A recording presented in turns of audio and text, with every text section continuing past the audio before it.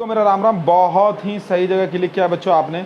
आज जो हम करने जा रहे हैं ध्यान समझिएगा, आज हम करेंगे चैप्टर 9 क्लास 9 साइंस। ठीक है, अभी हमने लास्ट वीडियो में बेटा हमने क्या करा, इंट्रोडक्शन में हमने आपको बता दिया है, क्या क्या बता दिया है बच्चा, हमने आपको बता दिया है कि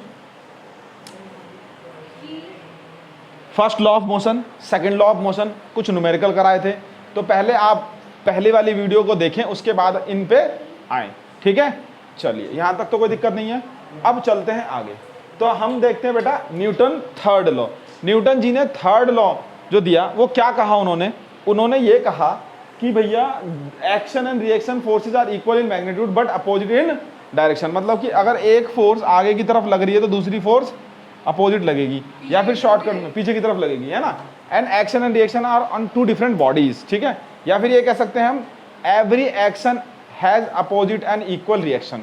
सिंपल भाषा में हर एक क्रिया की प्रतिक्रिया होती है, हर एक क्रिया की प्रतिक्रिया होती है। ठीक है, ठीक है मंतु जी, सही से बैठो। अब मान लीजिए सपोज क्या हुआ, मान लीजिए आकाश है, ठीक है जी। अब आकाश जी जो हैं वो कहीं जा रहे हैं, ठीक है। अब हुआ क्या भाई, गलती से बस में जा रहे हैं, ठीक है। अब गलती से जैसे बस में जा रहे थे, ठीक है, मान लीजिए गलती से लग गई किसी गर्ल के, चोट लग गई या फिर धक्का लग गया, ये तो मारेगा। हाँ। अब क्या हुआ, उस लड़की ने दे दिया एक आकाश जी के, तो आकाश जी को भी गुस्सा आया। तो आकाश जी ने कहा अच्छा इतनी मौत हो गई, आकाश जी ने भी लगा दिया। तो हुआ क्या, every action has equal and opposite reaction.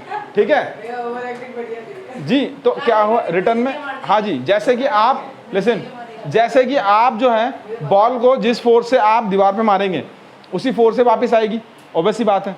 जिस फोर्स से मारेंगे बॉल को उसी फोर्स से वापस आएगी। ठीक है, तो इससे मतलब क्या है कि आप ऐसे करके देखिएगा, बॉल को ऐसे मारिएगा, जितनी फोर्स से आप नीचे मारेंगे उतनी फोर्स से ऊपर आएगी वो, हाँ, और उतनी दूरी पे जाएगी। ठीक है, अगर आपने बॉल को ऐसे मारा तो रिटर्न आएगी ना सेम, तो उसकी भी यानी कि जितनी फोर्स आप लगा रहे हैं उतनी वापस फोर्स में लग रहा है।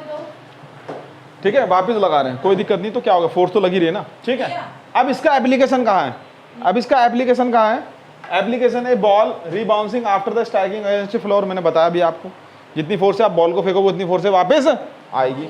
Next, walking of a person, जैसे हम चल रहे हैं, जब हम चलते हैं तो एक फोर्स हम आगे की तरफ लगा रहे हैं और एक फोर्स फ्रिक्शन फोर्स हमारा पीछे की तरफ लग रहा है। फ्रिक्शन फोर्स हमारा कहाँ लग रहा है, पीछे की तरफ लग रहा है। ठीक है, अगर वो फ्रिक्शन फोर्स नहीं होगा तो आप गिर जाओगे।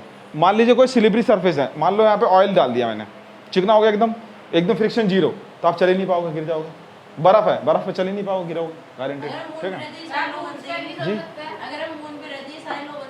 जी एकदम सही कह रहे हैं, क्योंकि ग्रेविटेशन कम है कम है। ठीक है, चलो हाउ डू वी स्विम, पानी में, पानी में भी वही भाई, जिस फोर्स से आप जैसे पीछे की तरफ लगाओगे तो पानी उसी फोर्स से आपको धक्का देगी आगे। ठीक है, अब उसके बाद क्या है, जंप पे बोट। अगर देखो बोट है पानी में, अब आपने बोट पे कूदा या बोट पे थे आप, बोट से आप जा रहे हो जमीन पे, तो जैसे ही बोट से जमीन पे जाओगे ना तो बोट पीछे भाग जाएगी, तभी उसे रस्सी से बांध के रखते हैं। या फिर आप आगे जाओगे तो भी वो पीछे की तरफ जाएगी, तो वो कहानी है। ठीक है, वही वाली बात है, every action has equal and opposite reaction. Next है गन। कोई बंदूक चलाता है मान लीजिए, ठीक है, जब फौजी लोग बंदूक चलाते हैं तो देख तो कंधे पे रख के चलाते हैं। ठीक है, वो इसलिए चलाते हैं बच्चे यहाँ पे रख के ऐसे कि अगर मान लो जो रिकॉइल वेलोसिटी हो, जो बैकवर्ड वेलोसिटी होती है, उसको बेयर कर पाए। तो यानी जिस वेलोसिटी से गोली आगे जाती है उसी वेलोसिटी से बंदूक पीछे आती है। ठीक है, ठीक। Motion of A rocket and jet aeroplane. Rocket और जेट एरोप्लेन का मोशन सेम ही है बेटा। कैसे है हमारा, रॉकेट जब ऊपर लॉन्च होता है तो उतनी फोर्स से वो नीचे की तरफ पुश करता है, तभी वो ऊपर जा पाता है।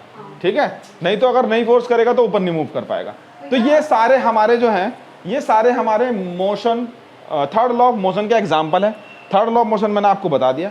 इसके बाद जो नेक्स्ट टॉपिक है वो हमारा कंजर्वेशन ऑफ मोमेंटम है, उस पर न्यूमेरिकल करेंगे, उसकी थ्योरी जानेंगे, फिर हम आगे हमारा चैप्टर फिनिश हो जाएगा। ठीक है, फिर हम न्यूमेरिकल पार्ट 1 पार्ट 2 मतलब कम से कम 4-5 मतलब कम से कम 5 पार्ट में न्यूमेरिकल डाल देंगे, कम से कम आपके 20-25 न्यूमेरिकल करा देंगे, जिससे कि आपका चैप्टर एकदम रेडी हो जाए। ठीक है, किसी को कोई दिक्कत हो, कोई समस्या हो तो प्लीज़ वीडियो के नीचे कमेंट कर दें। सभी को मेरा राम राम।